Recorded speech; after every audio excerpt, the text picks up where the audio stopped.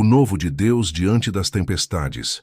Texto: Marcos 4, 35 a 41. História bíblica. Jesus acalma a tempestade. Propósito: diante das tempestades da vida, confiar que Deus está no comando. Princípio doutrinário: conduta cristã. Leitura adicional: O desejado de todas as nações. Capítulo 35. Já sentiu que tudo está desmoronando ao seu redor e o desespero começa a tomar conta? Manolo, um açougueiro de uma pequena cidade no interior do Pará, vivia exatamente essa situação. Casado e pai de 2 filhos, de 10 e 13 anos, seu casamento estava à beira do colapso. As brigas constantes e a falta de comunicação tornaram a convivência familiar insuportável. No trabalho, sua posição estava ameaçada devido ao seu comportamento explosivo.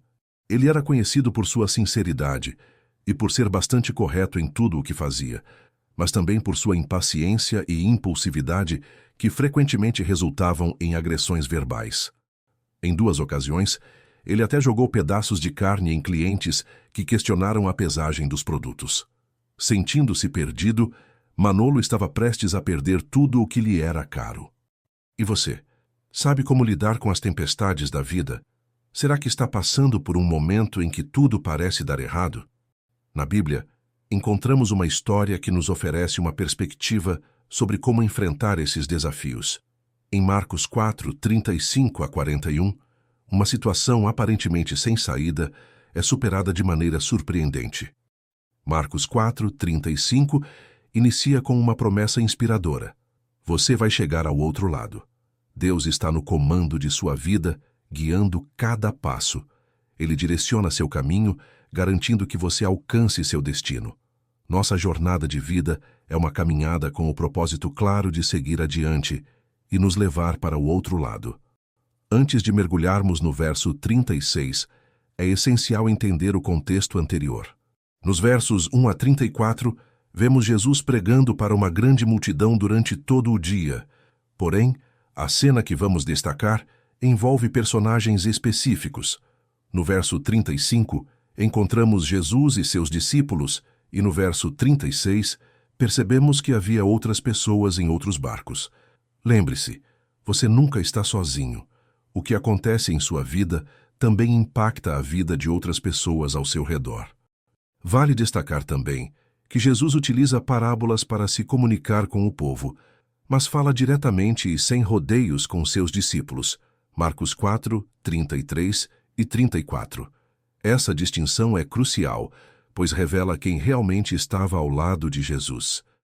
Os discípulos tinham uma convivência diária e íntima com ele, representando aqueles que, nos dias de hoje, frequentam a igreja, buscam uma relação constante com Deus e se envolvem ativamente nas práticas religiosas.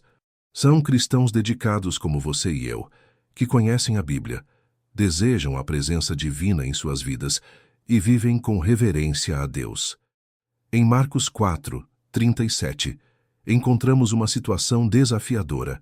Um forte vendaval atingiu o barco onde se encontravam os seguidores de Jesus. É interessante notar que não eram pessoas afastadas de Deus, mas sim discípulos fiéis com o próprio Jesus a bordo. Isso nos faz refletir. Como pode acontecer algo assim? A resposta está em João 16, 33. Neste mundo vocês terão aflições. Ser cristão e buscar a Deus não nos imuniza contra problemas, dores e sofrimentos. A primeira lição que devemos aplicar em nossa vida é essa. Enquanto viver nesta terra, mesmo sendo seguidor de Cristo, vou passar por aflições. 2 perguntas para refletir. Primeiro, faz parte do jeito humano ter dificuldades, aflições? Acredito que sua resposta seja sim. Segundo, faz parte do jeito humano de vez em quando ter a sensação de que agora deu tudo errado? A resposta também é sim. Agora, por que será que quando chega a minha vez, eu começo a me perguntar: por que isso está acontecendo comigo? Por que comigo? Por que isso acontece só comigo? Uma criança com 2 anos de idade apresenta um comportamento que chamamos de egocentrismo. O mundo gira em torno dela. As coisas precisam acontecer no momento e do jeito dela. Quem é pai ou mãe sabe bem do que estou falando. Agora, no mundo dos adultos, existe um fenômeno que é chamado de autocentrismo, um modo de pensar com o foco na própria pessoa. Nessa hora, eu me vejo como a única pessoa que tem os maiores problemas. É só comigo que isso acontece. O problema é que eu começo a enxergar a vida de uma maneira completamente deturpada, diferente da realidade. Começo a tirar conclusões que aumentam ainda mais meu sofrimento. Em vez de focar na solução, eu passo a me perder em pensamentos que não me levam a lugar algum. Pelo contrário, só aumentam ainda mais meu sofrimento. Lembre-se, somos seres humanos e neste mundo vamos passar por aflições. É um fato. Enxergar a vida dentro dessa perspectiva nos ajuda a diminuir o tempo de exposição aos problemas e focar em quem realmente pode nos ajudar a enfrentar cada um deles. O verso 38 revela o desespero dos discípulos. Mestre, não te importas que morramos? É nos momentos mais desafiadores da vida que surgem as perguntas mais profundas e nossas verdadeiras reações revelam quem realmente somos. Ellen White afirma: aqueles intrépidos pescadores haviam passado a vida no lago e guiado a salvo a embarcação em meio de muita tormenta. Agora, porém, sua resistência e habilidade nada valiam. Achavam-se impotentes nas garras da tempestade e sentiram desampará-los a esperança ao ver o barco a inundar-se. O desejado de todas as nações, página 231. Eles estavam enfrentando um cenário onde tudo parecia desmoronar. Nem o conhecimento, nem as habilidades, nem mesmo a experiência de vida eram suficientes. No entanto, é evidente que eles estavam focados em encontrar a solução, ou ainda depositando a esperança apenas em seu próprio conhecimento. Provérbios 3:5 afirma: confie no Senhor de todo o seu coração e não se apoie em seu próprio entendimento. Preste atenção, o conhecimento é essencial. Ele suaviza nossa jornada, molda nossa vida e aprimora nossas habilidades. No entanto, lembre-se, a verdadeira confiança reside apenas em Deus. Esta é a segunda lição que precisamos aplicar para a nossa vida. Confiança somente em Deus. Quantas vezes se repete em nós a experiência dos discípulos? Quando as tempestades das tentações se levantam e fuzilam os terríveis relâmpagos e as ondas se avolumam por sobre nossa cabeça, sozinhos combatemos contra a tormenta, esquecendo-nos de que existe alguém que nos pode valer. Confiamos em nossa própria força até que nos foge a esperança e vemo-nos prestes a perecer. O desejado de todas as nações, página 336. Se seu casamento está em crise e a esperança parece ter desaparecido, é hora de refletir. Em quem você está confiando? Em si mesmo ou em Deus?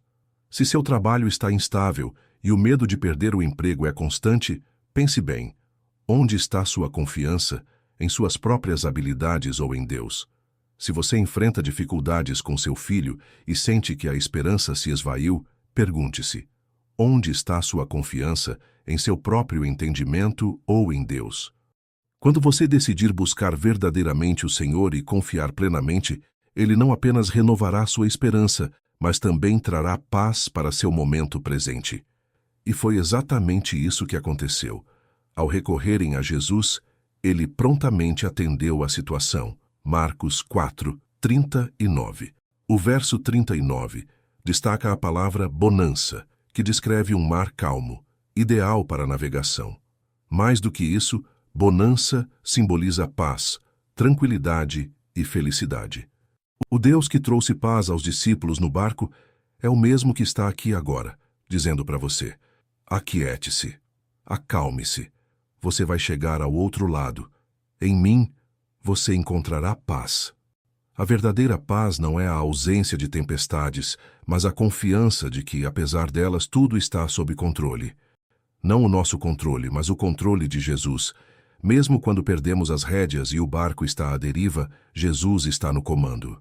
E é nesse momento que a paz de Deus, que excede todo o entendimento, guardará o vosso coração e a vossa mente em Cristo Jesus. Filipenses 4:7. Alguns podem considerar infantil acreditar que Deus está no controle. Pode até ser infantil para quem não crê, mas eu acredito no Deus Todo-Poderoso que controla a natureza, cura, tem poder sobre os demônios e sobre a morte. Esse mesmo Deus está aqui agora.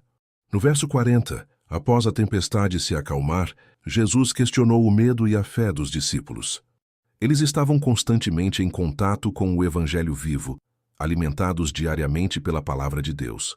Naquele dia, em particular, tinham passado horas absorvendo ensinamentos poderosos.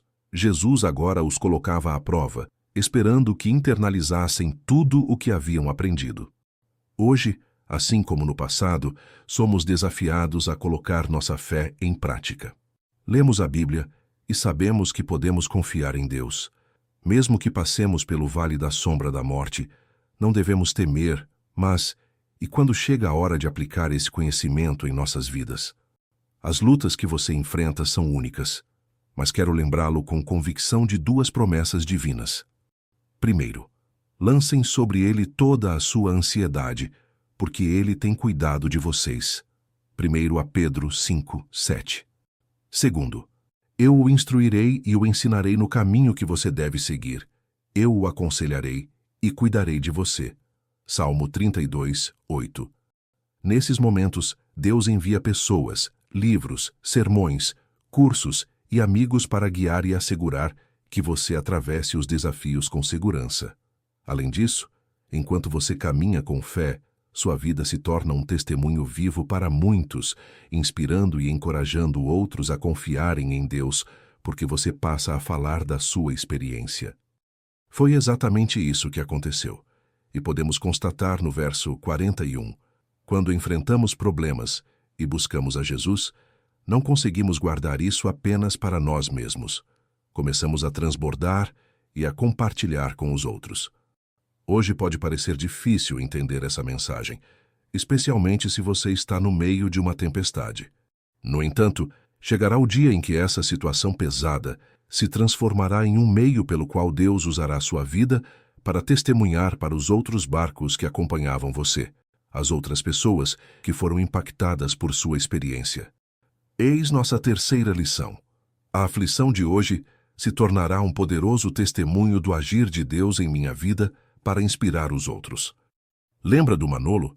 Certo dia ele passava em frente a um auditório que exibia um banner com a mensagem: "Se sua vida está por um fio, venha hoje às 19h30. Mesmo desconfiado, sentiu que aquela frase era direcionada a ele e, sem ter nada a perder, decidiu entrar. Descobriu que se tratava de uma série de conferências baseadas na Bíblia, algo que ele nunca havia estudado. Após 45 noites de participação, Manolo foi batizado. Sua esposa e filhos não acreditaram na mudança, pensando que era temporária. No entanto, um ano depois, toda a família foi batizada.